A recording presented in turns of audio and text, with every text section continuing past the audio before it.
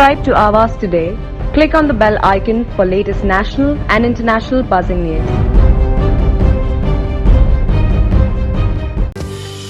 Highest structural value, 50 plus amenities, prime location, and this all at 10 Marina Bay.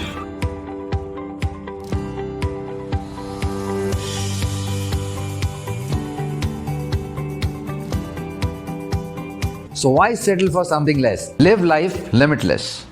Navi Mumbai महानगरपालिका क्षेत्रातील सध्याची कोविडची परिस्थिती जर बघितली तर साधारणतः मागच्या 25 दिवसांपासून ती संख्या सेटल होताना दिसते आणि काही अंश कमी होताना पण दिसत आहे.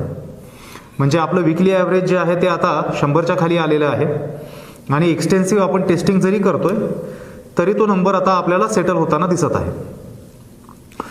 मात्र असं असलं तरी सुद्धा तिसऱ्या लाटेचा धोका किंवा तिसऱ्या लाटेची जी शक्यता आहे ती अजूनही कायम आहे. जगभरातला ट्रेंड जर बघितला आपण, यापूर्वीच्या संवादामध्येही मी उल्लेख केला होता की संपूर्ण जगभरामध्ये दुसऱ्या लाटेच्या नंतर तिसरी लाट ही इनव्हेरिएबली आलेली आहे.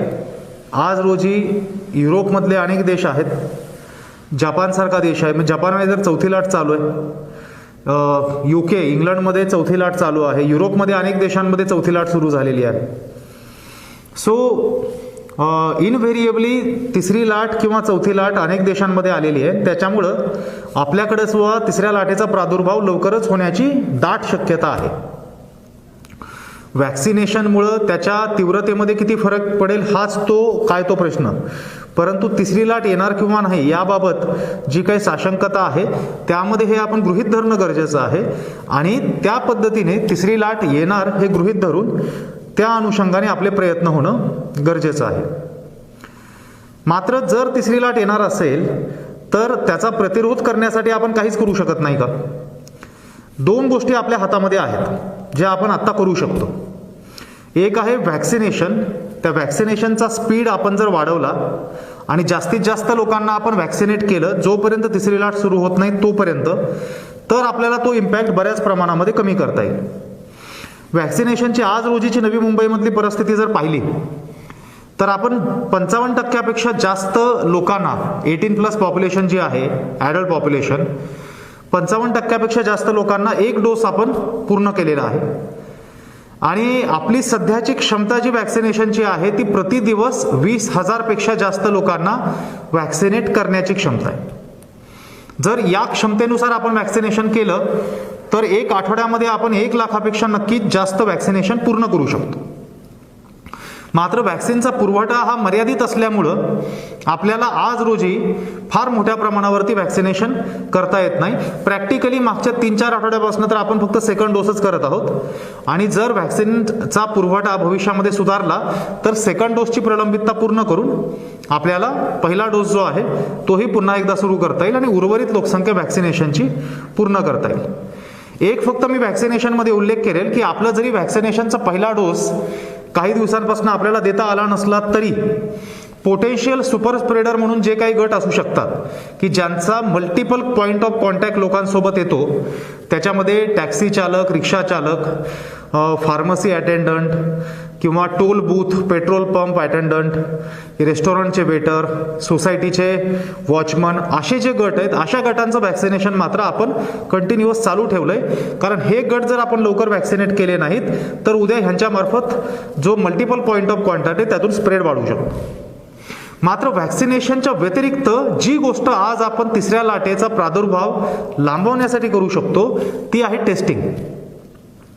आज स्टेट टास्क फोर्स असेल किंवा आंतरराष्ट्रीय एक्सपर्ट्स असतील, यांनी वारंवार हा मुद्दा अधोरेखित केलेला आहे की इंटेन्सिव्ह टेस्टिंग करून आणि जास्तीत जास्त पद्धतीने टार्गेटेड टेस्टिंग करून जर व्हायरस आपण आहे त्या ठिकाणी कंटेन करू शकलो तर आपल्याला त्याचा प्रादुर्भाव रोखण्यापासनं आणि जे आपलं मिशन ब्रेक द चेन आपण पहिल्या दिवशीपासून बोलतो त्याच्यामध्ये फार मोठ्या प्रमाणावरती यश मिळू शकतं.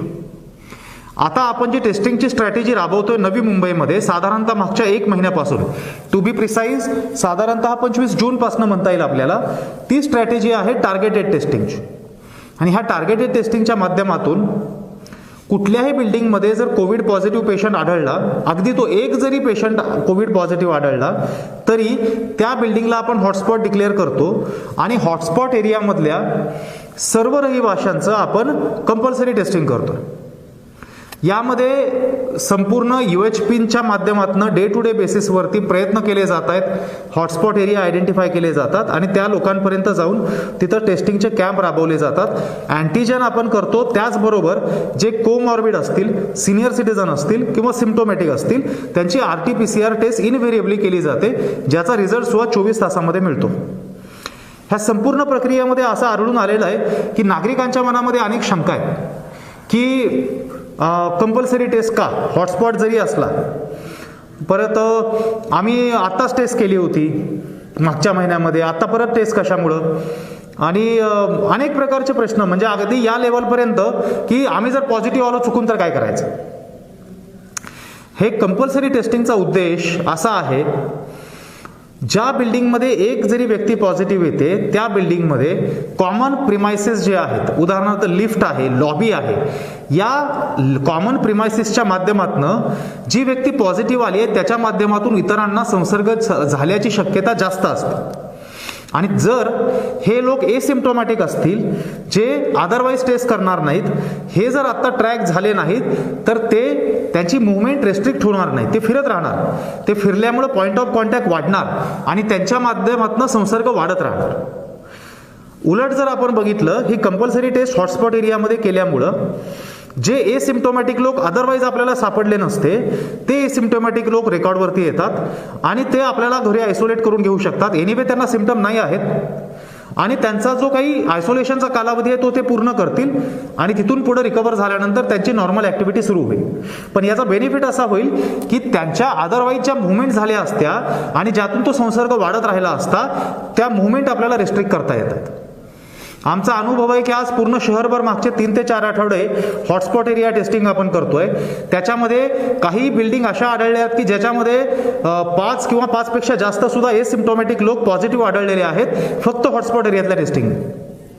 आणि त्यामुळं या टेस्टिंगचं महत्त्व फार महत्त्वाचं आहे. आपण फक्त रॅन्डम टेस्टिंग करत नाही आहोत. रॅन्डम टेस्टिंगमध्ये मार्केट एरियात जायचं आणि ॲट रॅन्डम 100 लोकांचं टेस्टिंग करायचं, ते टेस्टिंग सुद्धा काही अंशी महत्त्वाचं असू शकेल, but then that is not the purpose presently.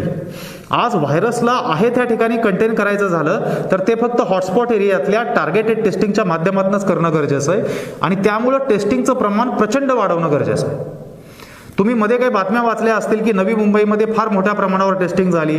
लोकसंख्येच्या दृष्टिकोनातून नवी मुंबईत राज्यात सगळ्यात जास्त टेस्टिंग, ही वस्तुस्थिती आहे. आपली 15 लाख लोकसंख्या आहे आणि आपण जवळपास 13 लाखापेक्षा टेस्टिंग ऑलरेडी क्रॉस केलेलं आहे.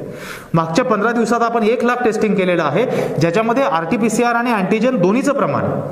RT-PCRचं प्रमाण वाढावं यासाठी आपण आपल्या लॅबची क्षमता वृद्धी करतोय. लवकरच आपल्या लॅबची क्षमता एका दिवसाला 5000 टेस्टिंग एवढी होईल. त्यातून आपलं अजून RT-PCRचं टेस्टिंग वाढेल. माझी सर्व नागरिकांना विनंती आहे की टेस्टिंगची बाब जी आहे याच्याबद्दल जे ॲप्रिहेन्शन मनात आहेत ते आपण दूर करणं गरजेचं आहे. कोविड हा काही लगेच जाईल असं दिसत नाही. आता 3ऱ्या लाटेची आपण चर्चा करतोय, पुढे काय होणार आहे कुणाला माहिती नाही. काही देशांमध्ये 4थी लाट ऑलरेडी सुरू आहे. या पार्श्वभूमीवरती आपल्याला आपली लाईफस्टाईल मॉडिफाय करणं हाच एक उपाय. आपली लाईफस्टाईल मॉडिफाय कशी करायची? कोविड ॲप्रोप्रिएट बिहेवियर, मास्कचा वापर करणं, चेहऱ्याला स्पर्श न करणं, हात वारंवार धुणं, या गोष्टी आहेत. या गोष्टींचा अंगीकार म्हणजे ती आपली रिफ्लेक्स ॲक्शन बनणं गरजेचं आहे, not even conscious decision. Reflex action पद्धतीने आपण ते ॲक्सेप्ट करायला पाहिजे. आणि दुसरी बाब, टेस्टिंग बाबत जी हेजिटन्सी आहे कृपया ती सोडून देणं गरजेचं आहे. वारंवार टेस्टिंग केल्याने पॉसिबिलिटी ही आहे की जेव्हा केव्हा एखादी व्यक्ती पॉझिटिव्ह आहे ती आयडेंटिफाय होईल, ती आयसोलेट होईल, ती रिकवर होईल, तिच्यापासून होणारा संसर्ग जो आहे तो रोखता येईल. ही जर प्रक्रिया निरंतर चालू ठेवली तर व्हायरसला आहे त्या ठिकाणी कंटेन करणं आपल्याला पॉसिबल होणार आहे. आणि ही एकच मार्ग आहे ज्या माध्यमातून आपण 3री लाट दूर करू शकतो. आणि 3री लाट जेवढी दूर होईल तेवढं 3ऱ्या लाटेपासून होणारं डॅमेज कमी राहणार आहे. म्हणजे एक उदाहरण, आता जुलै महिना सुरू आहे. जर 3ऱ्या लाटेचा पीक सप्टेंबर महिन्यात आला आणि जर 3ऱ्या लाटेचा पीक डिसेंबर महिन्यात आला तर डिसेंबर महिन्यात होणारं नुकसान जे असणार आहे ते सप्टेंबर महिन्यापेक्षा फार कमी असणार. आणि त्यामुळं आपल्या सगळ्यांचं हे कर्तव्य आहे की शक्य तेवढी तिसरी लाट दूर करणं, जेणेकरून तोपर्यंत यंत्रणा पूर्ण प्रिपेअर होईल आणि तोपर्यंत व्हॅक्सिनेशनचं प्रमाण फार जास्त होईल. त्यातून होणारं जे काही व्हॅक्सिनपासून मिळणारं प्रोटेक्शन आहे ते लार्जर पॉप्युलेशनला मिळू शकेल. त्यामुळं कृपया जेव्हा महानगरपालिकेचे डॉक्टर्स येतात किंवा इतर लोक येतात टेस्टिंगसाठी, कृपया त्यांना मदत करा, कोऑपरेट करा. मी सर्व लोकप्रतिनिधींना सुद्धा आवाहन केलेलं आहे, त्यांना पत्र दिलेलं आहे, त्यांच्या माध्यमातून सुद्धा आम्ही लोकांपर्यंत पोहोचण्याचा प्रयत्न करतोय. परंतु एक लोकांनी लक्षात घेणं गरजेचं आहे, ही हेजिटन्सी जी टेस्टिंगच्या बाबतीतली आहे ती कृपया सोडावी आणि महानगरपालिकेला हा टार्गेटेड टेस्टिंगचा जो उपक्रम आहे हॉटस्पॉट एरियातला, याच्या बाबतीमध्ये मदतीची भूमिका स्वीकारावी. Subscribe to Awaaz today. Click on the bell icon for latest national and international buzzing news.